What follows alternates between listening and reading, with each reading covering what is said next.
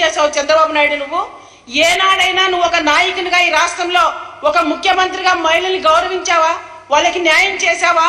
అవన్నీ చేయకపోగా ఈ రోజు మీ స్వార్థ రాజకీయాల కోసం, మీ కుట్ర రాజకీయాల కోసం, మీ దగా రాజకీయాల కోసం ఈరోజు మీరు ఒక అధికార దాహంతో ఈరోజు సామాన్య మహిళల్ని, సమాజంలో సేవ చేసే వాలంటీర్స్ ని, మరి లాస్ట్ కి చదువుకునే పిల్లలు ఈరోజు జగనన్న ప్రభుత్వంలో ఇంగ్లీష్ మీడియం చదివే పిల్లలు అమెరికా యాసలో మాట్లాడుతుంటే కూడా ఓర్చుకోలేక ఆందోళనకు గురి చేశారు చిన్నారులను కూడా. మీరు ఎంత దుర్మార్గులు! మీరు ఈ సమాజంలో మిమ్మల్ని ఖచ్చితంగా ప్రజలు వెలివేస్తారు.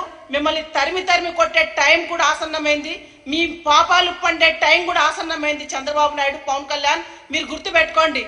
రాష్ట్రంలో మీరు ఇలాంటి వికృత చేష్టలు చేస్తూ ప్రజల్ని భయాందోళనకు గురి చేస్తూ కనీసం ఒక సాధారణ మహిళను కూడా చూడకుండా మీరు గీతాంజలిని ఎంత దారుణంగా సోషల్ మీడియాలో ట్రోల్ చేసి ఆమె చావుకు కారకులయ్యారే.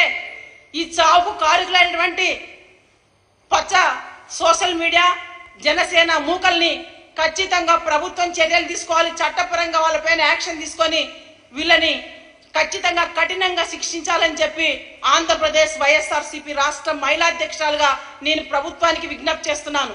ఇలాంటివి రాష్ట్రంలో జరగడానికి వీల్లేదు. ఖచ్చితంగా ఇలాంటి పునరావృతం కాకూడదని కూడా నేను వేడుకుంటున్నాను. ఎందుకంటే మహిళలకి రక్షణ కోసం జగనన్న దిశ చట్టాన్ని తీసుకొచ్చారు, దిశ యాప్ తీసుకొచ్చారు.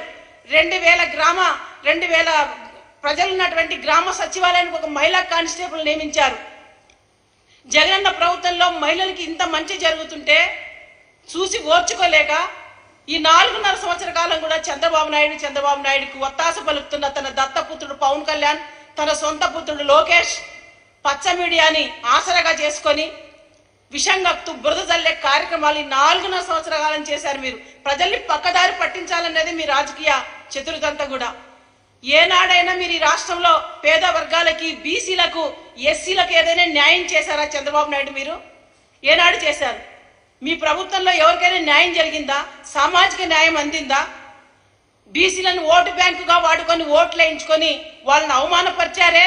బీసీలకు ఏదో 2 కత్తెర్లు 2 ఇస్త్రీ పెట్టెలు ఇస్తే బీసీలకు న్యాయం జరుగుతుంది అంటున్నాడు చంద్రబాబు నాయుడు. ఈ రోజు బీసీలు ఆ పరిస్థితుల్లో లేరు చంద్రబాబు నాయుడు. జగనన్న ప్రభుత్వంలో సామాజిక న్యాయాన్ని అందిస్తున్నటువంటి జగనన్న ప్రభుత్వంలో ఎంతో గౌరవంగా ఈరోజు బీసీలు ఉన్నారు. ఈరోజు మహిళలకి రాజ్యాధికార పదవుల్లో, ఈరోజు సంక్షేమంలో, నామినేటెడ్ పనుల్లో 50% రిజర్వేషన్లు కల్పించి చట్టబద్ధత కల్పిస్తున్నటువంటి ముఖ్యమంత్రి ఈ రాష్ట్రంలో దేశంలోనే ఒక రోల్ మోడల్ గా మహిళా సంక్షేమంలో నిలబడ్డారు ముఖ్యమంత్రి గారు. ఇవన్నీ చూసి ఓర్చుకోలేక సామాన్య మహిళల పైన మీ పచ్చ మీడియాని, మీ సోషల్ మీడియాని అడ్డం పెట్టుకొని ఈరోజు ఈ సమాజంలో ఏదో చేస్తామంటే చెల్లదు. చంద్రబాబు నాయుడు, పవన్ కళ్యాణ్, లోకేష్, మీ పాపాలు పండే రోజు దగ్గర పడ్డాయి, అతి దగ్గర పడ్డాయి. ఖచ్చితంగా రాష్ట్రంలో ఉన్నటువంటి 50% మహిళలందరూ కూడా ఈరోజు జగనన్న ప్రభుత్వంలో 80% సంక్షేమ పథకాలు అందుకున్నారు.